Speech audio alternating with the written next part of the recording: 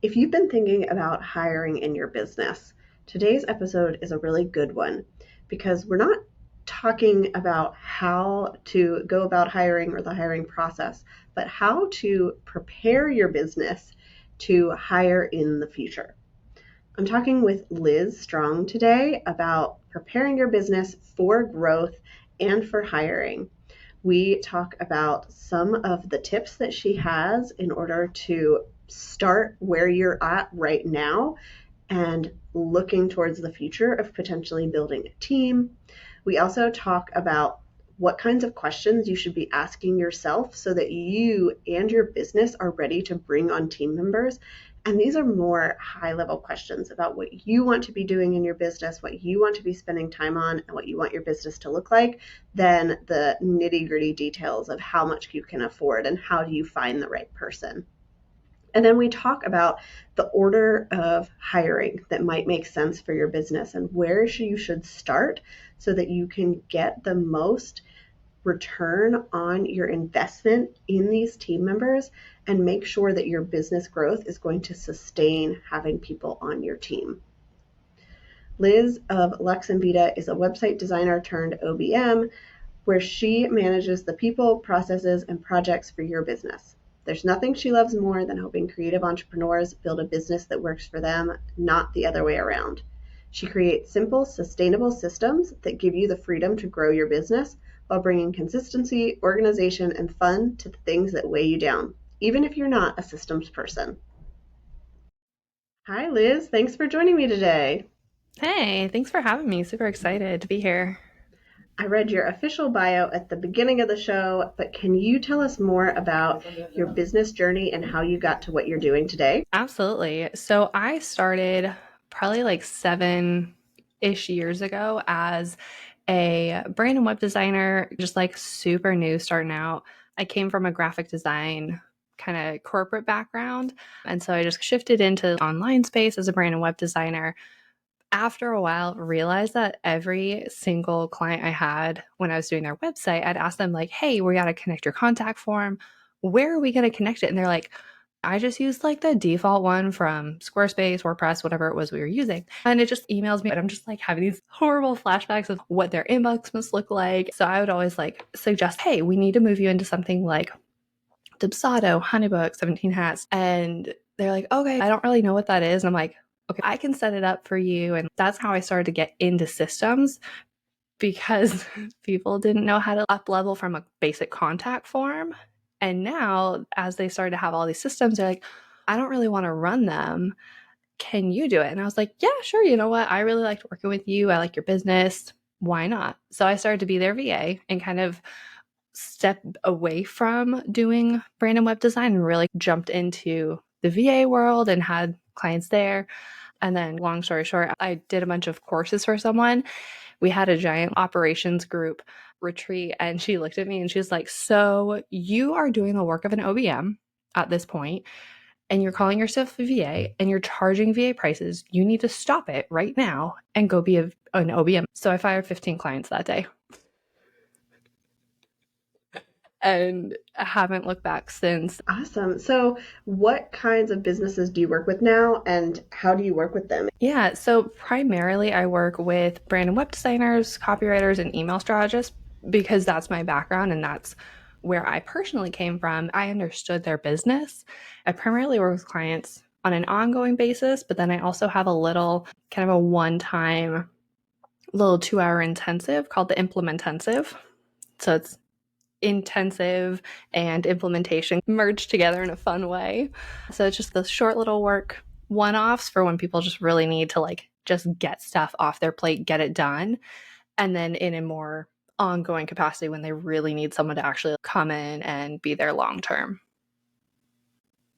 I love that you found your niche in the things that you were already doing. And I think that speaks to the power of having a specific niche is that you Mm-hmm. understand really well what kind of systems they're going to need, what kind of emails they're going to have, how all of that's going to work because you've done it and because that's the type of clients you work with. You can give them some of that strategy even without diving deep into their business. Absolutely. Yeah. That's one of the things I love. I've seen the different sizes where it's just you, yourself, and I rocking it, but also when there's people who have a team of 8 to 10 or more, they all have very similar workflows, no matter how big or small, because the same process, all that really honestly changes is how many people are involved in the process. Doesn't matter if it's just you or if it's a big team, there's small deviations along the way, but for the most part, it's like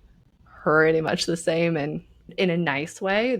At least for my systems brain, it's predictable. When we're in our own business, sometimes it can feel like, oh my goodness, I'm sending these people so many emails, or there's so many forms, and it's all over the place.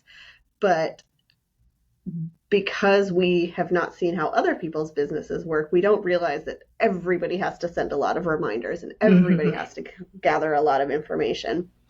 Because it was so helpful for me when I got my brand redone to go through my brand designer's process and be like, oh, I really like how she did this. And like, I can add some touch points to my business, seeing how somebody else has done that system. And I'm sure you help your clients with that too, of saying, okay, there's some missing pieces here that could be really helpful because you have seen it work for other people.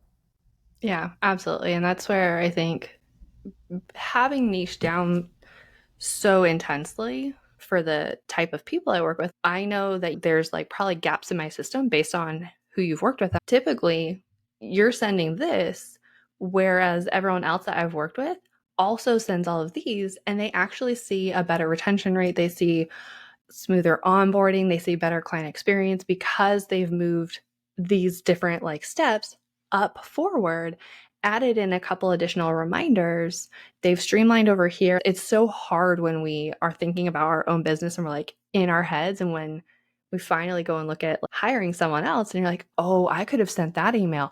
Oh, that is brilliant. I could totally do this in my own business. And when you start to hire other people, it opens your eyes to what you could personally be doing differently in upping your own client experience. Or maybe there was something they worded and you're like, oh, I have been dying to figure out how to word this one darn thing. And they just said it so well. And you're like, okay, I'm not going to take the whole thing, but like the concept, I like have been on a hiring spree and been hiring copywriters and different people for my own business. I love to be able to see how their processes work, how like I can adjust my own process because I get in my own head too for my own business. So hiring other people is like the best way to get out of your own head.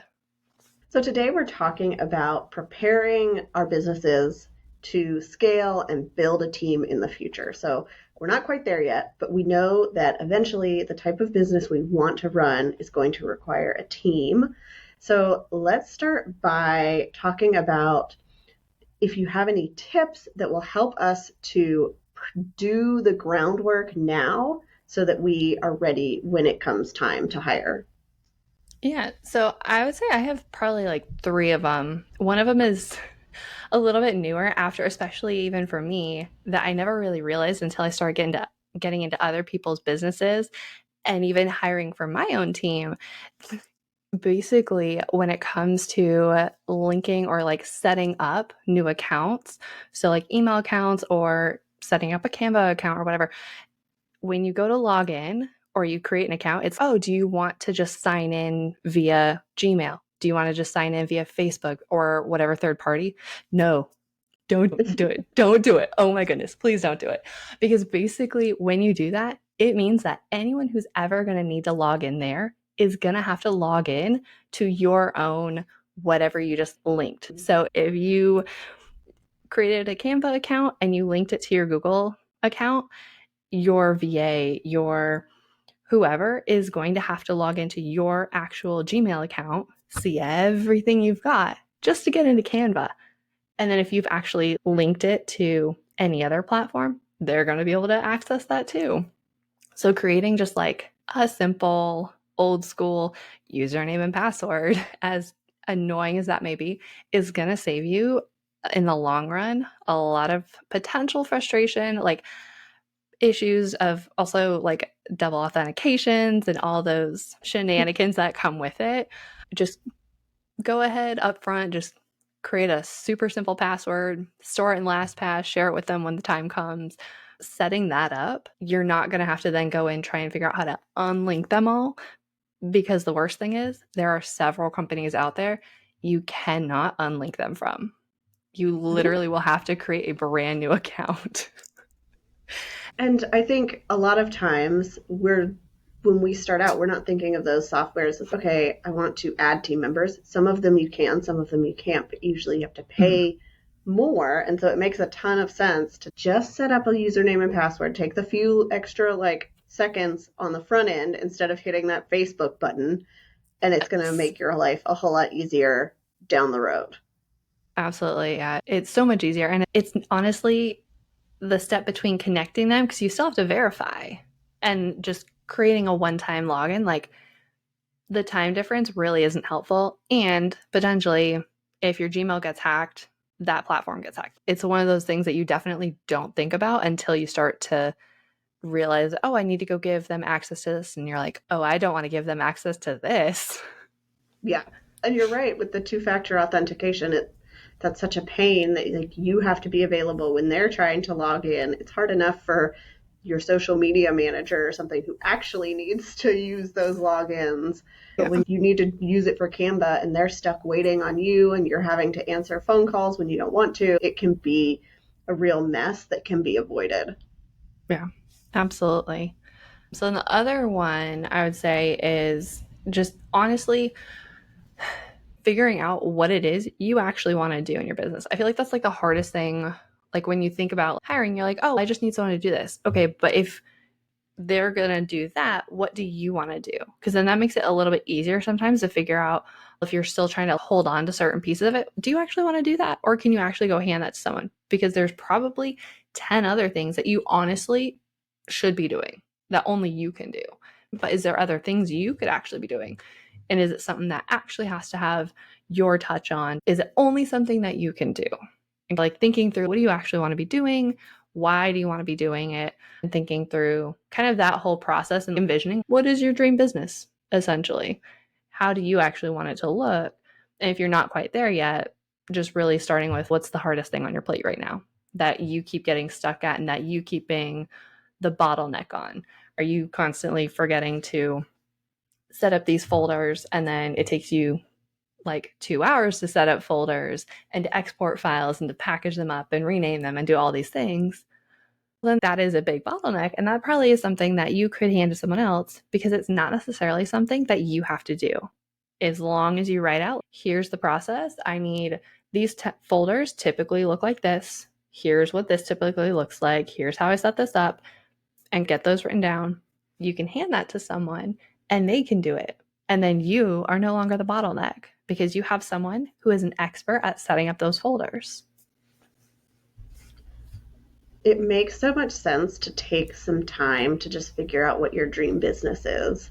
I had to think through this for my business when I was like, oh, I could build this package that would include a copywriter and a photographer, and we could bundle it all together.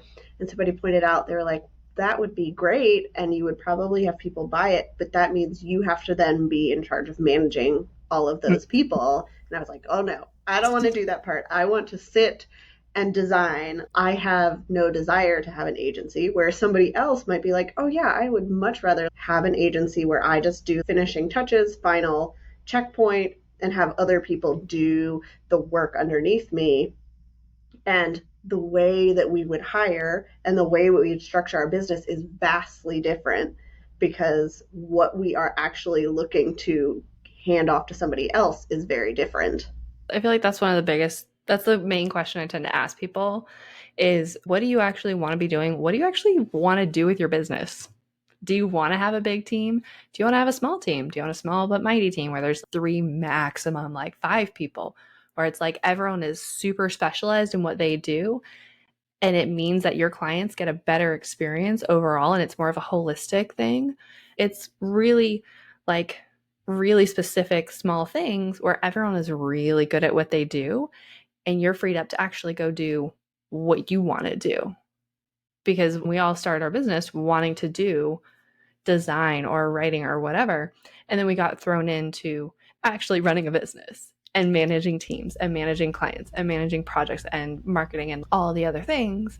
And then we get here and we're like, oh gosh, what did I just put myself into? And then it's stepping back and thinking, oh, what do I actually want to do now that I've seen all the things that need to happen in order for this to run? Do I still like the business I have? Do I still like the services? Do I still like the direction everything is heading? Is there anything that needs to change? Who do I actually want? There's a lot of that kind of like business soul searching that you do before you just start hiring people. You may get 6-9 months in and you're like, I don't actually like any of this. And then you have to let them go. And that is, oh, it's the worst, the absolute worst. So it's better to think about it on the front end, get all those kind of thoughts out, and then move forward and then be like, I love this team. This is amazing. Or I love the direction of my business and everything is good. Rather than, oh, shoot, what did I just do? And then you kind Yeah. of undo and take a step back. Yeah. It's a lot more work and there's a lot of more emotions involved, especially if you are having to let team members go and tell people that you no longer have a spot for them. So, what other questions should we be asking ourselves as we're thinking, okay, I think I want to grow a team. What should I be thinking about for my business to make sure that it gets set up the right way, that I've got all of the stuff that I need? So, in line with what we were talking about earlier, you really want to start the front of what are your personal and business goals? Like, where do those actually overlap? What's the time frame for all of it? What does the dream business look like? What does your actual personal life look like? Your daily life? Like, what does all of that look like? Because that's going to be what dictates where the direction of your business. So, like, I have a toddler and I'm the one who's at home with him all day. So, I had to look at, okay, what do I want our life to look like on a daily basis? Okay, now where in all of that does my business fit? Who do I actually need on my team to get me to be able to have that? How many clients? What kind of services? And you start to think through all of those questions. And does this actually make sense? Is this actually feasible? How much does it cost? How much time does it take up front? What kind of processes do I need to write out? And so you start to think through that initial set of things. Once you have that around, you start looking at who do I want on my team? Who's going to actually be able to take stuff off my plate? Like, I have a project manager. She handles the daily management of projects for my clients so that I can be in a more strategic, high level role. Eventually, there will be a VA who will be able to take off even more from my project manager's plate. That's actually for VA work, like setting up folders for projects, sending out certain reminders, and like those things, and just thinking through how can I alleviate stuff that's on my plate that doesn't necessarily need to be on my plate. Then looking at my team member and saying, okay, what's on her plate that doesn't necessarily need to be on her plate, so that it frees her up to do more things. I step down a little bit rather than stepping from a VA to a PM and up. I went high to low on that just because also it was the team member who made sense that way. But there's different ways you can think through that. And then, like the first question of thinking through what do you actually want to be doing in your business? I really love this high level stuff. Before, I loved like getting into the nitty gritty and like implementing stuff. And now I'm like, I love the strategy. And so thinking through as a person, where have you changed? Did you really start out loving creating the strategy for a website and then actually designing it, maybe coding it, maybe doing all of the nitty gritty details on it? And now you're like, you know what? I really just want to design the homepage and maybe like the sales page or something, and then have a team member take the rest of the pages based on those ones and design the rest. There's a lot of ways you can like break up how that is, but what lights you up? What makes you really excited about a project? And then what are the parts that like you're kind of like, yeah, they're necessary. Doesn't mean I necessarily want to be the one to do them. Is that something that someone else could do? And that would still give your clients value, give them a great experience with you, get them the end result that they're hiring you for. And does it take the work off your plate and make you more excited and not stressed out now that someone else is handling it? Because if it's something that stresses you out that someone else is handling it, it's probably not something to be able to hand off to somebody else. Yeah, I think that's where you have to innovate. And I loved your example there that if I wanted to take my VIP day and have somebody help, I could design the mock-up of the homepage like I already do and then hand it off to somebody who understands Squarespace and just say, okay, I want you Yeah. to implement this. I will check it at the end.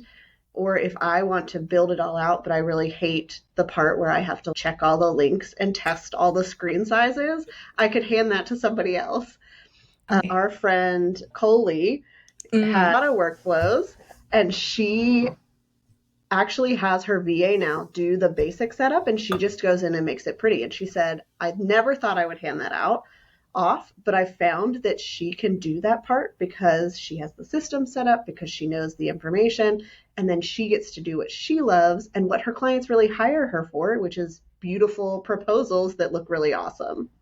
Yep. And that right there is a phenomenal example. And that's exactly what I've seen a lot of people doing is figuring out what parts are the things that only they can do. What are the things that they're like, you know what? I could actually hand this whole chunk off to someone else and there's no decrease in quality. And my time is freed up and I can now go do other things or nothing, or because I trained the person, I've had all the workflows and the processes written out, I had all the directions, instructions, everything that this team member would need to know. And then also, you can be the one to quality control check it to make sure, is it actually at my standard? Does it actually work? And so there's always that ability for you to step in and like tie the bow on stuff before it like heads out the door, but you're not the one actually in the weeds doing all of that. And for people who are listening who might have, they're in the wellness space and they're in an office, I think obviously we think of, okay, I'm going to outsource to a receptionist to take my phone calls and schedule clients. But there are also ways that, like, if you have to write up a diet plan for your clients, you could probably find somebody to do that part. Well, you still see them for their appointment, but that not the front facing stuff can be handled by somebody else. And you are just that gatekeeper for, is this up to the quality that I want? Does this fit all of the criteria? And then hand it off to whoever your client is. So they get the best experience because you're all coming into it fresh and excited and you're in your best part of the work. Yeah, absolutely. I love that example. There's so many different facets of that where the biggest question is, do you have to be the one to do it? Everyone's first thing is, yeah, of course it has to be me because they hired me. Not necessarily. Yes, they may have hired you for you, but depending on how you want your business, if you're trying to shift it, so you are maybe the face of it, but you do have a team behind you, like you can always adjust things so it's a little bit more team oriented. They just know like you are still going to gatekeep and make sure it is to the quality and the standard of things, but it doesn't have to be you. Because the other thing is, what if the team that you hire is better than you at what you did? It just makes your experience and the value that you bring to your clients that much better. If you can find someone to write something better than you, design something better, design something different, whatever you do, they do it one level better. That's amazing. That's even better because then you're hiring people who are true experts in what they do. And that just makes your own business better because they're bringing in something fresh, something new to your business, which just keeps elevating it. I always go back to what's the client experience? Is it really good? Because then they're going to come back. And then they're also going to refer people to you because they had such a great experience. They're going to want to come back and they're going to just talk about it all the time. They're like, okay, I did this. You have to go hire them because they did this amazing thing and it just blew my expectations out of the water. They delivered exactly what it was. They did it on time. It was X, Y, and Z. And that's what we all want, no matter what it is you do.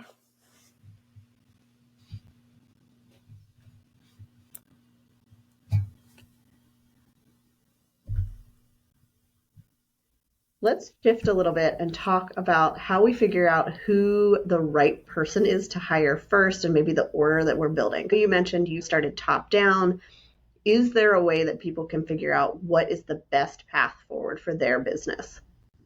Yeah, the first person I actually hired was a bookkeeper because I wanted to know how much I could actually afford to hire because I wouldn't have known how much per hour I could actually afford. If I hadn't known any of those numbers, I could have just been like, having a very small profit margin and really just be basically like exchanging money from the client, what the client gives me, to the person I hired to help me with it. And that's not what you want. You actually want to have some healthy profit margin, because then it actually makes sense for your business. So I went and actually talked with a CPA who looked at my books and was like, oh, okay, so based on all these different factors, here's how much you need to be putting aside for taxes. I got my taxes number down. Then how much do I actually want to make for profit? Because then it's a business. I would like to be profitable. I want to have just a little like fun bonus, like at the end of the year to do stuff with for fun because it was a good year or whatever. How much do I want to save?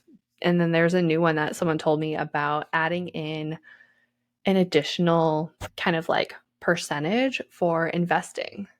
So then I could be putting aside even like 1, maybe 2% of what I make goes towards investing to keep building on what I have and treating it as something bigger than my own business and starting to build like a little bit of a legacy for that. Also, I hate numbers. I hate doing my own books. I can't stand it. Since I started my business, I was like, nope, this is not my skill. This is not my zone of genius. It takes me way too long to do this. I want to go and hide in a dark corner and cry when I do them. So I'm going to hire someone who actually enjoys doing this. And I just got that off my plate. I would say that's like the first one I tend to recommend because it's the one that people also don't think about. But if you know how much you can actually spend, then you know like who you can actually afford and how many people you can afford. And so the next person I tend to suggest to most people is a VA, just to get the basic admin work off your plate, setting up folders, onboarding, getting different things set up for your client projects, depending on like the actual skills that you need for those things. I tend to just go get a VA who can handle different admin things, get that off your plate, because it isn't stuff you need to be doing. Once you have written out like the whole process, you can hand it to someone and they can do it for a lot less than what your hourly rate is. So then from there, do another step up into a specialist. So that could be a copywriter, could be a designer. I'm an OBM. So I would personally hire a project manager because they specialize in my kind of industry, and I can take a lot of the projects and things that I would be doing and hand it to them. So some of my clients will start to hire copywriters, or they hire a junior designer to actually take off not like the big strategy work, but some of the smaller stuff. And then once you actually have that team rolling, you've got a couple people going, and you're like, you know what? I don't want to manage the people. I don't want to manage the projects. I don't want to manage the processes. I want to actually go and do whatever it is you decided originally you wanted to be doing in your business. That's when I tend to say, okay, now is probably the smartest time to bring in an OBM who can manage your business, who will then manage the people, the projects, and the processes so that you can go do whatever it is you decided way back when that you wanted to do. Because now you're not managing all of those things. You're actually like hanging out in your zone of genius, spending the amount of time per day that you actually want to be spending, and you're just rocking and rolling while they're taking care of all of the other things on the more admin operations side. Yeah, I think that order makes a lot of sense. I've heard a lot of people say a bookkeeper is one of the best first hires because, yes, it's hard to let go of the finances of your business sometimes. It is some information you have to be willing to share, but it does not generally impact anything that you're doing with your clients or how you're running your business. It's handing off a task you don't need to be doing that's going to then give you a lot of information back that allows you to make decisions. And then I think it makes sense to then start with a VA, start handing tasks off, and then start building your team that can take things off your plate.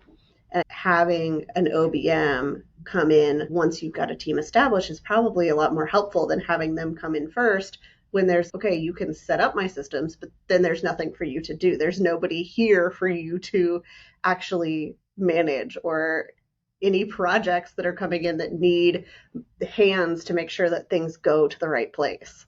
I know there's some people who tend to start with an OBM because they do also maybe specialize more. There's several of my friends who are OBMs who specialize in launches. That is not my thing. But because they do specialize in launches, they have an additional skill set that if that client needs launch support and they maybe have one other person, then it's perfect timing. Like it makes sense. But for the things that I handle, like it doesn't make sense. I need to have more people on the team who can take work off of your plate. You need to have a lot of projects coming in. I have someone who we tend to only work with 1 to maximum 3 people at a time. And that's over 4 to 6 months. And so there's a healthy like gap between things. And so it's a little bit calmer. And then there's others who have VIP days or VIP weeks. And so they have a lot more clients coming. And so they're like, I don't want to manage all of that. I don't want to be keeping track of who needs to give me what. I don't want to keep track of like making sure the team is on top of things. Like, I just want to design it. That's what we'll do. We'll manage all of that. We'll take care of all of that. And so there's a couple ways you can do it, but I tend to go start small and start to scale up so that as you actually have momentum and you know that you actually need someone on a longer term basis, like an OBM, it makes sense. So making sure you actually have all those projects coming in is going to then also help you understand how much you can afford for each person and for actually paying yourself consistently and not just like the scraps at the end of like the invoice. I think we covered a lot today, and it gave people a lot of things to think about as they are preparing to grow their businesses. So where can they connect with you if they want to learn more, if they have questions, if they just want to continue this conversation? Yeah, so I tend to be on Instagram. I'm more in the stories and the DMs. So I'm over at Lux and Vita DSN. And then I've got some fun stuff over on my site at luxandvita.com/everything.